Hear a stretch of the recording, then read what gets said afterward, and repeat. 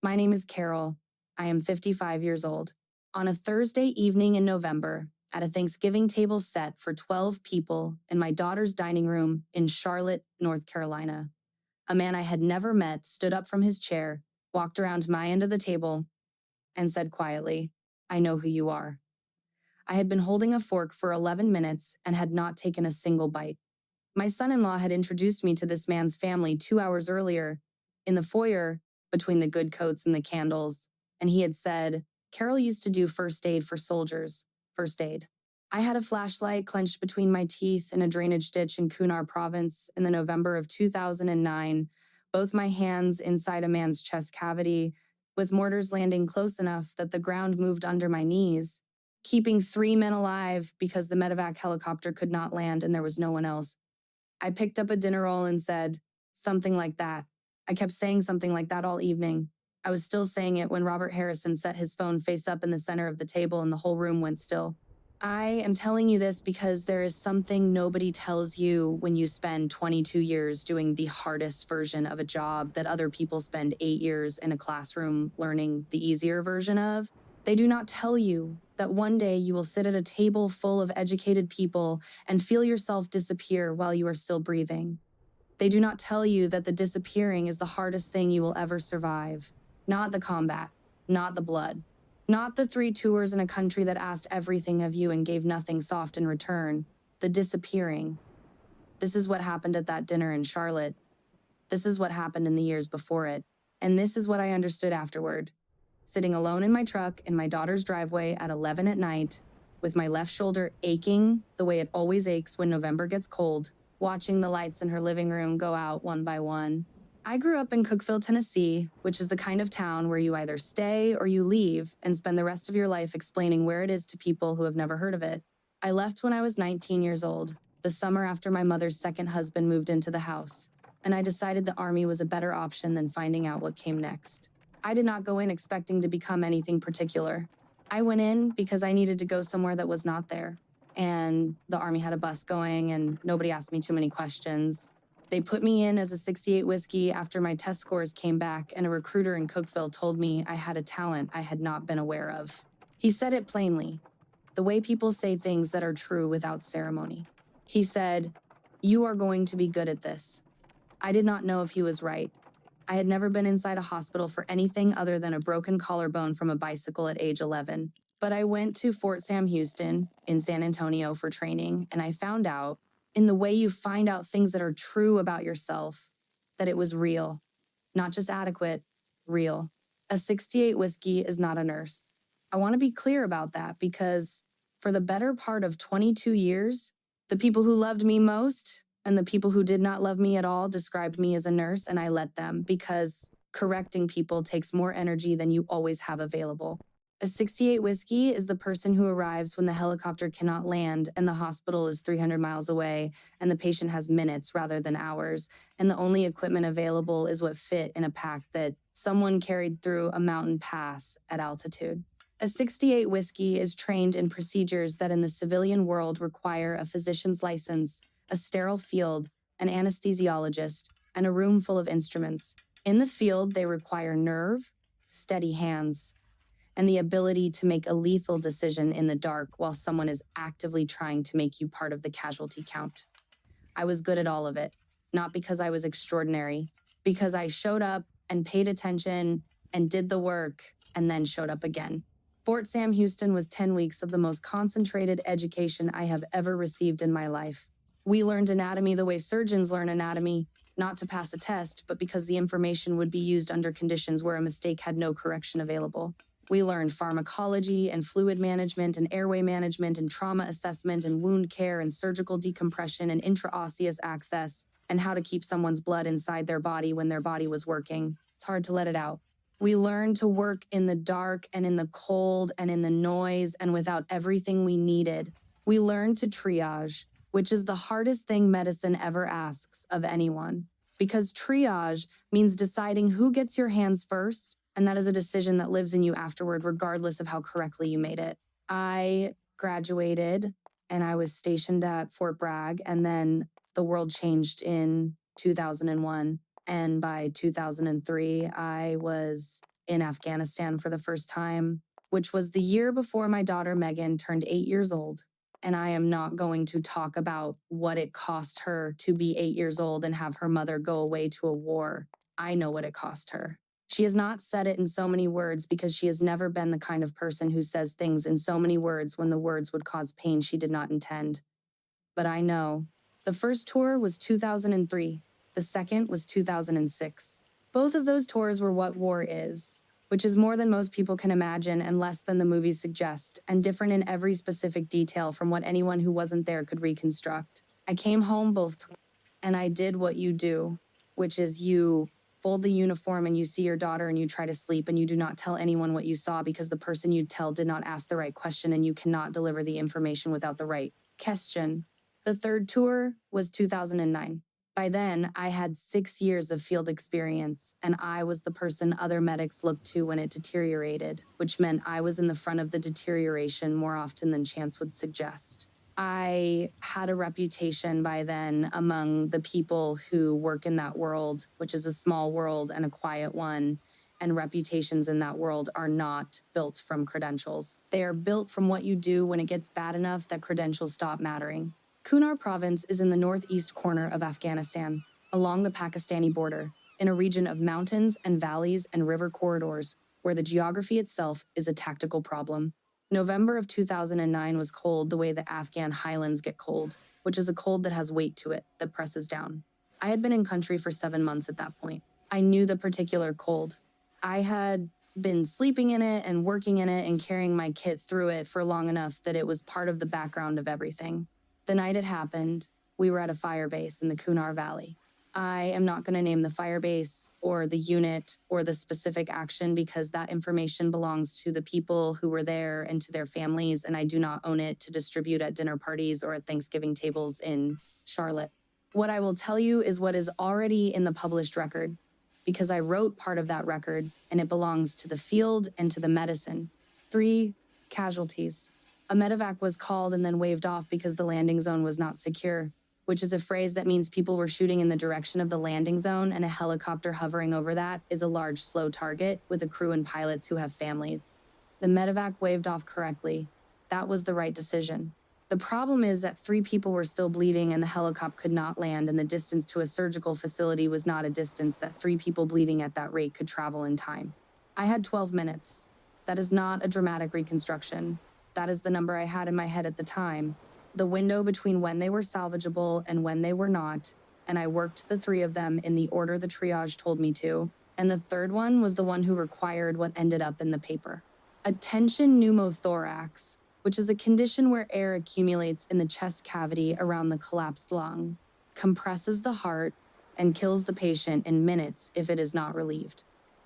The standard needle decompression had failed because of anatomical variation and the extent of the wound. What I did instead is what the paper describes, and I am not going to walk you through the specific technique here because this is not a medical lecture and because the paper does it better than I will.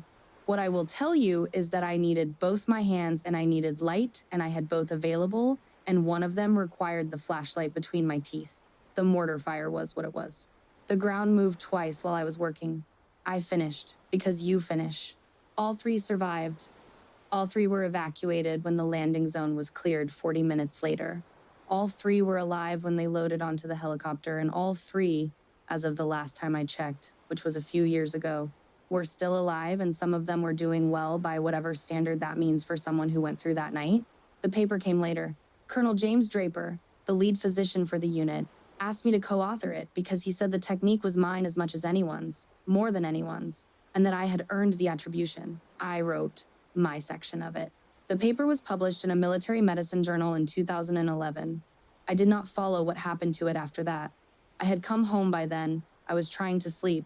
I was trying to figure out what 22 years of one life looked like when it ended and the next one had not yet told me what it was. I medically separated in 2012.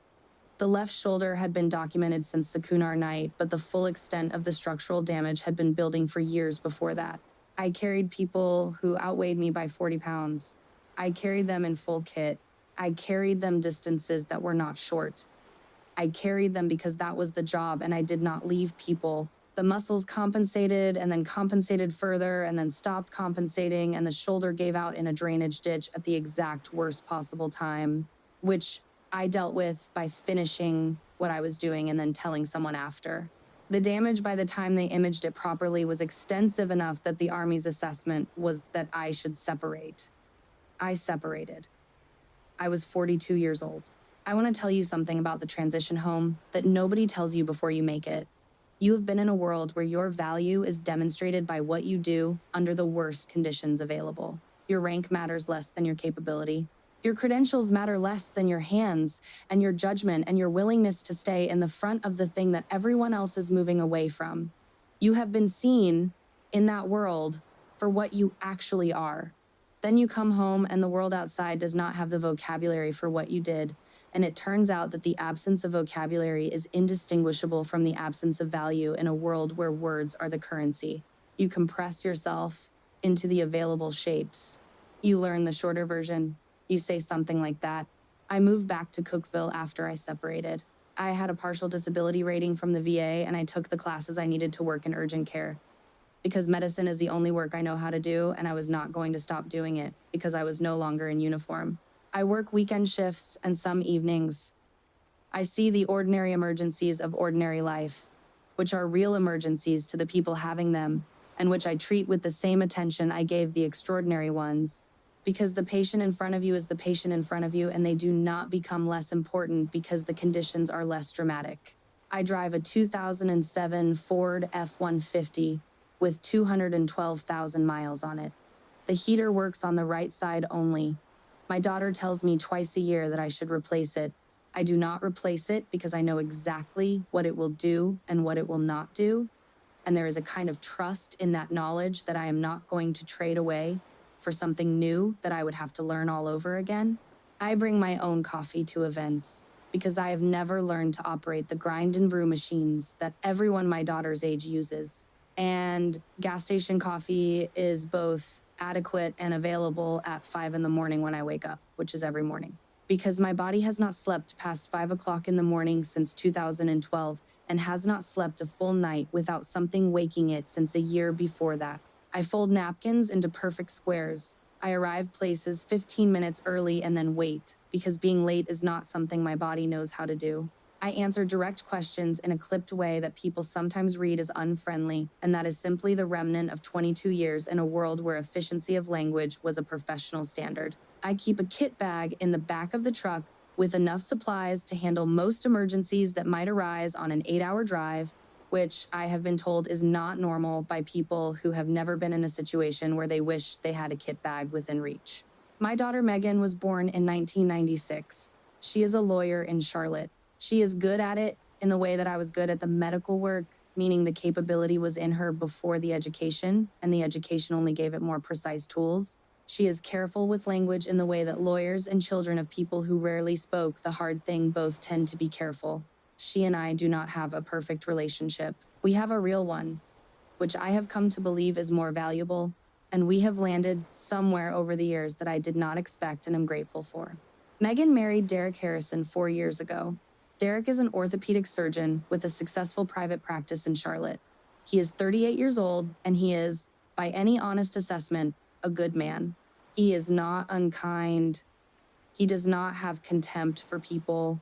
He is simply a person who grew up in a world where credentials were the sole language of competence, and he had never been required to learn any other language, and nobody had ever presented him with something that his language could not name. He was polite to me. He asked me about Tennessee. He told me once, with genuine warmth, that he deeply respected military service. I have learned, over time, that this phrase is what people say when they want to honor something they do not understand enough to describe. And I receive it as the good intention it is. I had not met Derek's parents before that Thanksgiving. His father, Robert Harrison, was a retired cardiac surgeon who had practiced for 35 years at Duke University Medical Center, and who, by the accounts I read later, was one of the preeminent thoracic surgeons in the country during his decades of practice. He had the manner of a man who had spent a career in situations where certainty was a courtesy you could not always afford, who had learned to observe precisely because observation was the instrument everything else depended on. His mother, Patricia Harrison, was a woman who had spent those same decades running a household and raising two children and maintaining the kind of social infrastructure that makes a prominent physician's professional life possible. And she was good at all of it, in the quiet way of work that is done so well it is not usually noticed until it stops. I drove up from Cookville the Wednesday before Thanksgiving, 8 hours in the truck, with the right side heater and gas station, coffee from a thermos, and the radio on a country station, until Nashville, and then off. I got to Charlotte at 9 that evening. Megan had made up the guest room. She had put a small space heater in there because she knows about the shoulder in November. That small heater was the first thing that made me think the evening might go without incident. Thanksgiving Day was clear and cold, with the particular quality of cold that moves in off the Piedmont in November, the kind that finds the joints. I was up at 5. I went to the convenience store 2 blocks from Megan's house and bought bad coffee in a large paper cup. And I sat in her kitchen with it while the sky got light, and I thought, as I often do at that hour, about nothing specific. Just the quiet and the cold through the window glass and the coffee and the particular luxury of being still. The Harrisons arrived at noon. Robert and Patricia, Derek's sister Claire with her husband Tom, and their 2 children, and a college friend of Derek's named Will, who was visiting from New York and had nowhere else to be for the holiday. 12 people counting me. I was in the kitchen, helping Megan fold napkins, when I heard the door, and I came into the foyer with the napkins in my hands. And Derek said, "Mom, Dad, this is Carol." Megan's mom. Carol was Army. She did first aid for soldiers. Patricia Harrison said, "Oh, how brave," in a voice that was warm and meant it. She looked at the napkins. She said, "Can I help?" I handed her the napkins. She folded them into triangles. Robert Harrison was looking at me in a way I noticed, but did not yet interpret. Not evaluative, precise. The look of a man who is taking in information rather than forming an opinion. He said, "What branch?" "Army," I said. 22 years. He nodded. He said, "What MOS?" I told him. 68 Whiskey. Combat medic. His expression shifted slightly, not dramatically, just the small adjustment of someone who has updated a variable. He said, "We should talk later." Then Patricia was asking him something about the coat closet, and the moment passed. Dinner was at 2. The table was Megan's good dishes, which she had shown me proudly over a video call the week before. The turkey was from a farm outside Charlotte. Derek had selected a red wine carefully, which I noted and appreciated, because care in the selection of a thing is something I respect regardless of what the thing is. There was sweet potato casserole in a covered dish that Patricia Harrison had brought from their home in Durham. I was seated toward the end of the table, between Derek's friend Will and Claire. The seating was not deliberate. It was the natural arrangement of 12 people at a table that seated 14, with the hosts at their respective ends and family filling the middle. I was peripheral, which was fine. I prefer the edges of rooms. You can see more from the edge. The conversation moved through the food and then the house and then the neighborhood and then, as it always does at tables full of people who do their work at desks and in offices and in buildings with names on them, it moved to professional lives. Tom was in commercial real estate. He talked about a development project outside Charlotte with the enthusiasm of someone who loves their work, which I found genuinely likable. Claire had left pediatrics to raise her children and had the careful neutrality of someone who has explained that decision many times without ever fully deciding whether the explaining is necessary. Will was in finance in New York and had the easy confidence of someone who has been told his work matters for long enough to have stopped questioning it. Patricia mentioned the board of a hospital foundation she served on. Derek talked about a new protocol his practice was developing for rotator cuff repair in athletes over 40, which was again ironic in a way I kept private. At some point, Patricia turned to me and asked, warmly, what I was doing now. I told her about the urgent care clinic, the weekend shifts, and the evenings, the work of ordinary emergencies. She said, "So you're still using your medical skills. Good for you." Derek said, "She's great at the triage stuff. Basic stabilization." He said it the way you say something you believe to be a compliment. There was no edge to it. Will said to me, "So like an ER nurse sort of thing?" I picked up my wine glass and held it. I did not drink from it. I said, "Something like that." and I held the glass and I thought about the third patient in the drainage ditch in 2009, about the anatomical variation that made the standard approach fail, about the improvisation that took the information from the failed approach and turned it into something that worked. I thought about the weight of his chest under my hands and the flashlight I had bitten down on so hard my jaw ached for 3 days afterward. I thought about the ground moving when the mortars landed and the way I told myself it didn't matter. The ground moving, because the only thing that mattered was the next 60 seconds and what my hands were going to do in them. I set the wine glass down. I cut a piece of turkey. I said nothing. Between the main course and dessert, I went to the bathroom and sat on the edge of the tub. The shoulder had been tightening since we sat down, and I needed 5 minutes without anyone looking at my face. The cold was inside the joint by then, which is what happens when November cold gets to sit on it long enough. A deep ache that is not sharp but is constant and has a quality of being very old, which it is. I texted my friend Terry Rodriguez, who I have known since Fort Sam Houston, who was 2 years behind me in training and did 2 tours in Iraq as a 68 whiskey before she got out and became a physician assistant in Albuquerque. Terry is one of approximately 4 people in the world I call on the bad nights and one of approximately 2 who actually understand what the bad nights are made of. She answers.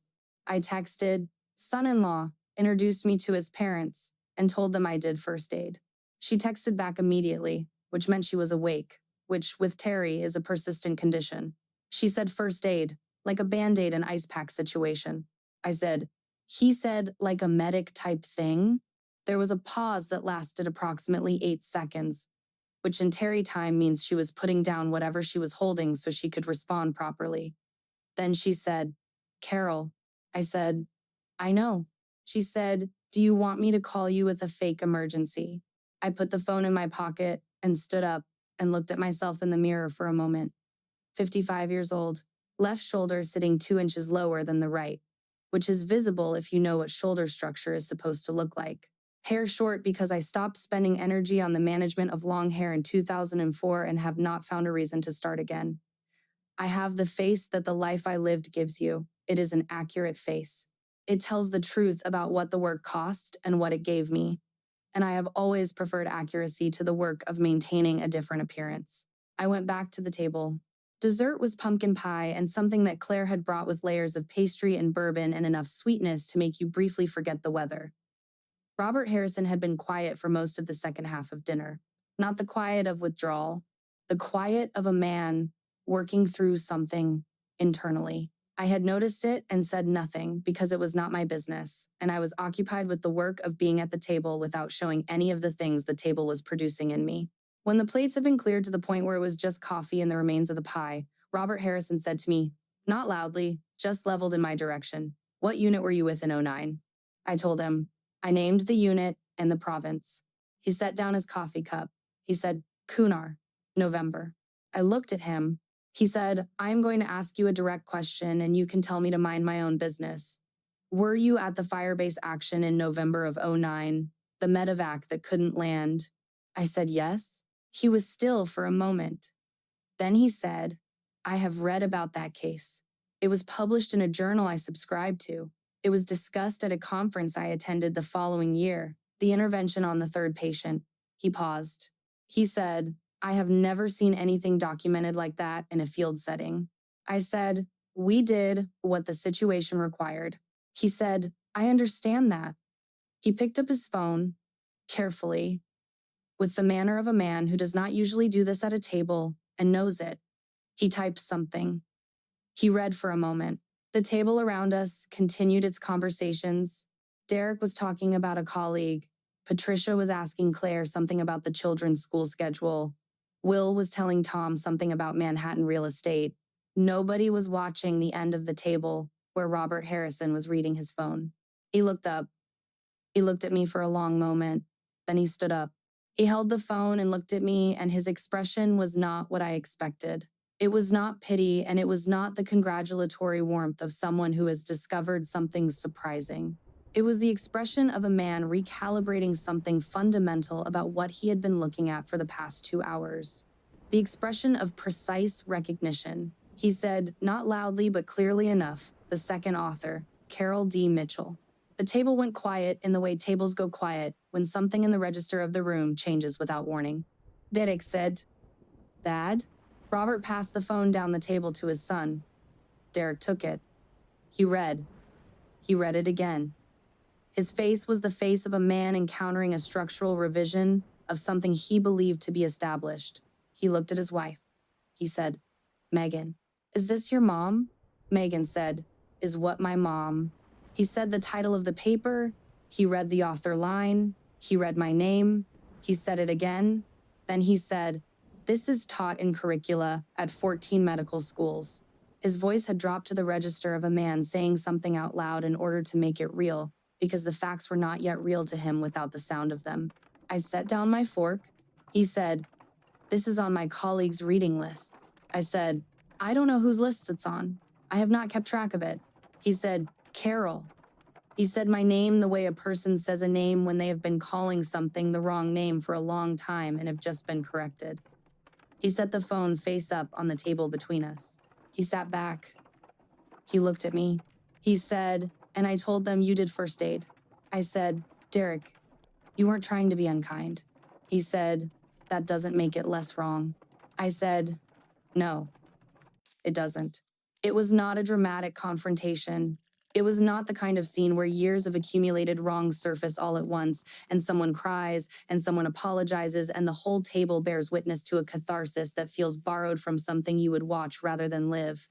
It was 8 words, and then quiet, and the quiet had a specific quality that anyone who has ever been in a room where truth arrives without preparation will recognize. It was the quality of people adjusting. Patricia Harrison was looking at me with an expression that had changed from its earlier warmth to something with more weight in it. She said, Carol, why didn't you say something? I said, Derek answered before I could. After that, it felt impolite to correct him. She looked at her son. She said nothing. She did not have to. Robert Harrison sat back down. He said, to no one in particular, but in the tone of a man who had information and believed it belonged in the room, that the case was discussed in trauma surgery circles as one of the most technically demanding, successful interventions in the history of U.S. military field medicine. He said it plainly, not to shame anyone, simply because it was accurate and he was a man who dealt in accuracy. Will said, can someone explain what's happening? Which broke the silence in the way that a reasonable question from outside the emotional interior of a moment sometimes does. Derek said, my mother-in-law co-authored a paper that is taught in medical schools. He paused. He said, and I spent 4 years telling people she did first aid. Will looked at me. He said, and you just let him say it.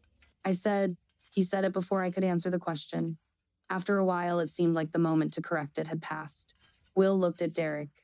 He said nothing. He did not have to do that either. Derek picked up the phone again. He read more of it. He was reading the methods section, I suspected. The section I had written. The description of the conditions and the procedure. He set it down with the care of someone returning something fragile to a surface. He said, it says mortar fire. I said yes. He said, it says you used a flashlight between your teeth. I said, that was the improvisation. Yes, I needed both hands. He said, without an operating room, without anesthesia, under fire. I said, without most things that would be considered standard, yes. He said, and all 3 survived. I said, all 3 were alive when the medevac landed 40 minutes later. The paper covers what happened after. He was quiet. Then he said, I called it first aid. I said, you didn't know what it was. You couldn't have. He said, I should have asked. I said, it's a long answer. He said, I know.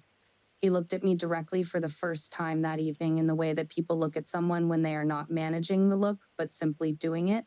He said, I'm going to have to sit with what I didn't know. And I respected him for that. Not for the apology exactly, which came and was real and I received it as it was intended. I respected him for not reaching immediately for absolution.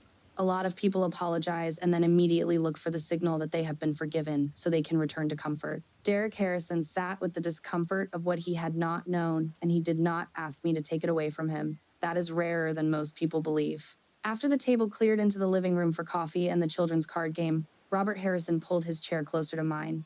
He had the manner of a surgeon in the last hour of a long procedure, precise and calm and absent of ceremony. He said, I want to ask you about the technique, if you're willing. I told him I was willing. He asked about the improvised approach, the reasoning behind it, the failure of the standard method. He listened the way I like people to listen, which is without preparing the next thing they will say. At the end, he said, I have a colleague at UNC who has been trying to adapt something similar for civilian trauma settings. She has been having trouble with funding because the review board considers the departure from standard protocol too significant. He paused. He said, your paper and your direct account of the field application would be a significant support to her case. I said, I am willing to speak to that if it would help. He said, it would help considerably. He wrote down her name and his own contact information on a card and passed it to me. He said, I am going to email her this week. I want you to have the information regardless of whether you call. I looked at the card. I said, I can't promise I'll call. He said, I know. I'm not asking for a promise. I'm asking you to have the option. Robert Harrison was a man who did not waste the understanding he arrived at. When he knew what he was looking at, he moved directly toward whatever was useful, without ceremony, and without requiring the other person to perform gratitude for the movement. I found this genuinely excellent. Later, after the dessert dishes were done, Megan came and stood beside me at the kitchen sink. We washed and dried the way we have always washed and dried, which is she dries and I wash. Going back to an apartment in Cookville when she was 9 and I was home between tours and learning what ordinary evenings were supposed to feel like. She said, why didn't you ever show me the paper? I said, it did not feel like something to show. She said, Mom, it is taught in 14 medical schools. I said, I know how many schools it is taught in. She was quiet for a moment. She dried a plate with the focused attention she gives to anything she is managing that has an emotional component she has not yet decided how to address. Then she said, is it strange? Being here, doing this. I said, which part? She said, all of it. Coming to a dinner like this, listening to Derek describe you, sitting at the end of the table, I handed her a bowl. I said, I have sat at the end of tables for a long time. I have been the person the room doesn't know what to do with for most of my adult life. You learn to manage the disappearing. She said, you shouldn't have to manage it. I said, maybe not. I said, your father-in-law found the paper. She said, I know. I watched him stand up. I said, that was not nothing. She said, no, it was not nothing. She set down the bowl and she hugged me, which she does not do without a reason, because she learned containment from watching me contain myself for 20 years. And sometimes I wish I had modeled something less contained. She hugged me, and I stood in her kitchen with the dishes and the lights and the sound of the living room, and I was, for a moment, just there. Not in Kunar, not in the truck on the highway, not at the table managing my face.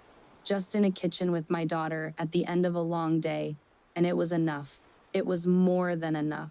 Derek found me on the back porch before I left. He had a glass of wine and offered me one, and I took it because the shoulder was bad, and wine helps in the way that things that are not a solution still sometimes help. He looked at the backyard, which was dark and had a dormant fire pit and a fence, and beyond that, the lights of the neighborhood. He said, I owe you an apology. I said, you don't have to.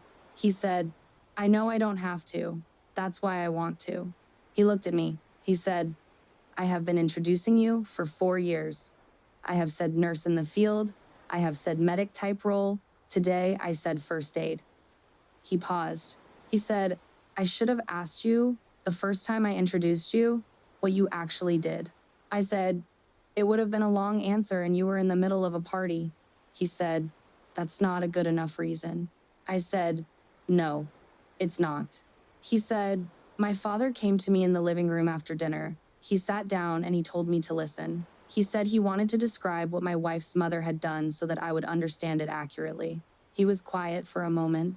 He said, my father does not often sit down and tell me I have been wrong about something. He did tonight. I said, your father is a good man. He said, he told me about other cases like Kunar. Not yours specifically, but the context, The medicine. What it asks of the people who do it. He looked at me. He said, I spent 8 years in medical training. I have never worked in the conditions you worked in. I never had to. He said, I said first aid. I said, Derek. He said, I'm not trying to get forgiveness. I just want you to know that I understand the dimension of what I missed. I said, I think you do. He said, I want to know more about what you did. If Megan is willing to tell me, I want to know. I said, that's between you and Megan. He said, I know. We stood on the porch for a while, not long. Long enough for the wine to do what it does, and for the silence to be the kind of silence that is not uncomfortable, which is rarer than people who have not spent time in difficult places understand. I left at 10:30. Megan tried to get me to stay, and I told her the truck was already pointed toward the highway. Robert Harrison shook my hand at the door and held it for a moment. Patricia Harrison said it had been a real pleasure, and she said it differently than she had said it when I arrived, with the weight of recalibrated meaning. Derek walked me to my truck. He said, drive safe. He said it the way you say something when you mean something more and have run out of the right words for the more. I got in the truck and sat in the driveway for a minute, just the shoulder against the seat, which is the one position in which it hurts the least. The house was lit and warm from the outside. I could see Megan in the kitchen window doing the last of something. I could see the living room light where Robert and Derek were still talking. I put the truck in reverse. The highway at 10:30 on a Thanksgiving night is its own particular thing. Not empty enough to feel alone, empty enough to think. I drove and I thought about the paper. I do not often think about the paper. I think about the night that produced it, in November, when the cold comes for the shoulder and the shoulder comes for everything else. But the paper itself, I filed away after it was published and mostly left there. I wrote it because Jim Draper asked me to, and because I believed the technique deserved to be documented so someone else could use it. The information was not mine to keep. The information was the point, not my name on it. But driving south through North Carolina at 10:30, I thought about the 14 schools. I thought about the residents in the first year of their training who might have read that paper as assigned reading, who were now somewhere carrying that information in their hands when it mattered. I thought about the medics who might have learned the variation in training and carried it into places I would never see. I thought about what it means to give something away and not watch where it goes, and how that is most of what service actually is. You do the thing, you do not always get to see what it becomes. I thought about Robert Harrison finding my name on that phone and standing up from the table. I have been a lot of things in the 55 years of this life. I have been a daughter from Cookville and a soldier and a medic and a mother who was not always there when she should have been and who has been making her peace with that for years. I have been capable and I have been damaged and I have been invisible in rooms full of people who were looking right at me. I have been the person who knows and the person who carries it and the person who says something like that because the full truth would take more time than the evening allows. But on that highway, with the right side heater and the thermos of cold gas station coffee from this morning, I let myself have it. Not pride, something quieter, recognition, the specific feeling of being seen accurately after years of being seen approximately. It came in and I did not push it away and I did not perform it. I held it the way you hold something that is real, which is carefully and without making a production of it, and then I drove home. I got to Cookville at 6 in the morning. I made coffee. I sat at my kitchen table and watched the ridge turn light and thought about what day it was, the Friday after Thanksgiving. The beginning of December in 2 weeks, 3 clinic shifts the following week, a refrigerator seal that needed replacing, a gutter over the back door that I had been meaning to fix since September, a card in my pocket with a name and a phone number on it. I did not call the number that week. I put the card in the kitchen drawer where I put things that require action I am not ready to take. I left it there for 2 weeks. Then one evening in December when the shoulder was particularly bad and I had worked a double shift and I was sitting on the couch with an ice pack that I knew did not actually help but provided the comfort of doing something. I took the card out. I looked at it for a while. I put it back. A week later, I took it out again. On a Tuesday evening in the 3rd week of December, I called the number. The doctor Robert Harrison had referred me to was named Anita Chu. She practiced reconstructive orthopedic surgery out of a hospital in Raleigh with a specialty in complex biomechanical failure from chronic load stress, which is the medical language for what happens to a body that was used too hard for too long and not repaired along the way. When I described the shoulder on the phone, she listened without interrupting. When I finished, she said, "I would like to see you, not urgently, but I think soon." I drove to Raleigh in January. Doctor. Chug was a small woman in her late 40s with precise hands and the manner of someone who had heard many difficult things and was not going to react to mine with anything except useful attention. She looked at the shoulder for a long time. She ordered imaging. She called me back in February. She said there were options, not a restoration to what it had been. She was honest about that immediately, and I respected it because I have no use for a physician who starts with optimism rather than accuracy. She said partial structural repair, significant reduction in the chronic pain, some return of range of motion. She said the recovery would be long and would require work. She said, "I want you to understand this is not a small undertaking." I said, "I have done larger." She looked at me for a moment. Then she said, "I know. Robert told me some of what you did. I want you to know that I understand what it means that you called." I said, "Robert said you were worth trusting." She said, "I am going to work to deserve that." I scheduled the surgery for April. I told Megan, who insisted on driving me, which I allowed, because there are things you learn to accept, help with, and this was one of them. I called Terry the night I scheduled it. I told her the whole Thanksgiving story, which I had given her only in fragments at the time because the full version requires conditions I did not have in the bathroom of Megan's house. Terry listened without interrupting. When I finished, she was quiet for a moment. Then she said, "He stood up." I said, "He stood up." She said, "From the table." "In front of all of them." I said, "In front of all 12? She was quiet again. Then she said, "Carol." I said, "I know." She said, "You are the most stubborn person I have known since I was 20 years old, and I have known you for 35 years, and this is the first time I have seriously considered driving across 3 states just to shake you. Why didn't you say something at the start of the dinner?" I said, "There was never the right moment."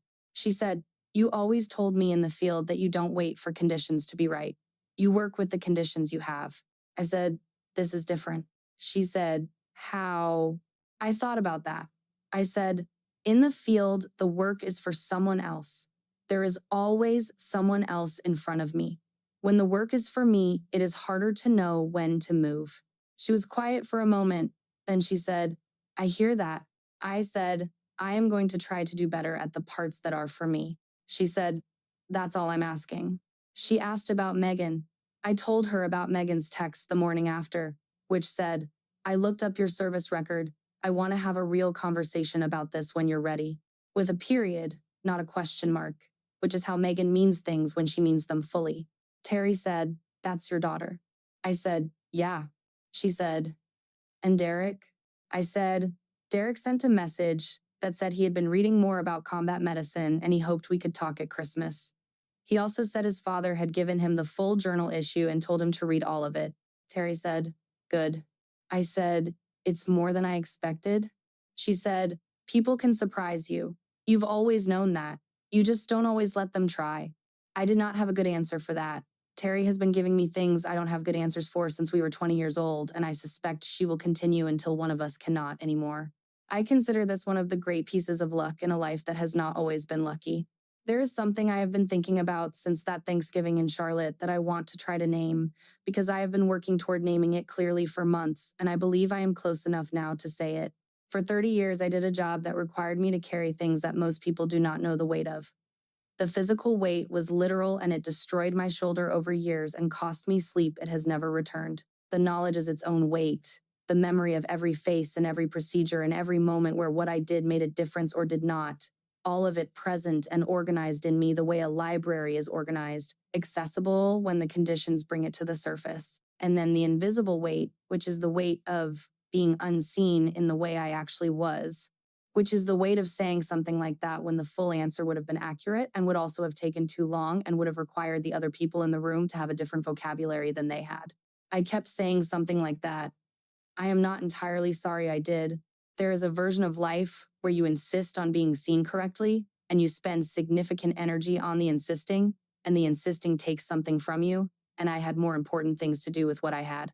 But there is also this. What Robert Harrison did at that table was not magic. It was not rescue. He did not give me anything that was not already there. He found my name in a document that existed before he searched for it, and that document described work that was real before anyone at that table knew my name was on it. The three men who were alive because of what happened in Kunar in 2009 were alive in their beds in 2023 on that Thanksgiving night while I was holding a fork in my daughter's dining room. Whether or not Derek Harrison could name what I had done to make that true, the 14 medical schools were teaching the paper whether or not the son-in-law knew who wrote it.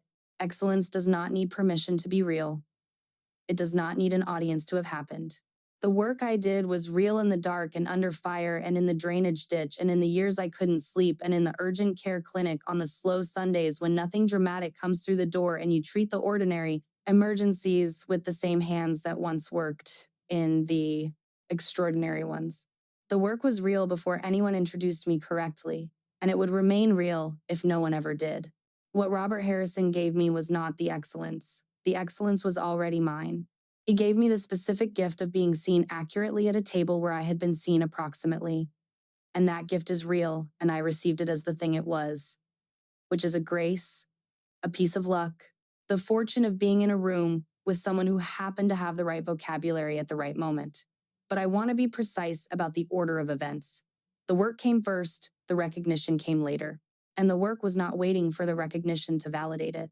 This is what I want to say to anyone who has been the Carol at the table. Anyone who has held the shorter version of themselves in their hands for so long it has begun to feel like the real version. Anyone who has said something like that so many times that they have started to wonder whether the full truth was worth the effort of explaining it to people who did not ask. You do not need their permission to be excellent. You have been excellent in the rooms they will never know about, in the years they did not ask about, in the work they do not have the language to name. Their not knowing does not change the weight of what you carry, and it does not change what you did with that weight. Someone will stand up from the table eventually, or they will not. Either way, what you did was real. Either way, you carry it accurately, and the accuracy is yours, and it always was. I drove home to Cookville on a clear, cold night. I made coffee in the morning, I put a card in a drawer, and then, after a while, I called the number. I am going to have surgery in April and it is going to be hard, and Megan is going to drive me, and Terry is going to call me every day of the recovery whether I answer or not, and I am going to let her. I still wake up at 5 in the morning. I still fold napkins into perfect squares. I still drive the truck with the 212,000 miles and the heater on the right side only, and I do not intend to replace it. My name is Carol. I am 55 years old. I carried people out of places most people will never see, and I would do every part of it again. And I do not require anyone's introduction to know what I am. She did not need his permission to be excellent.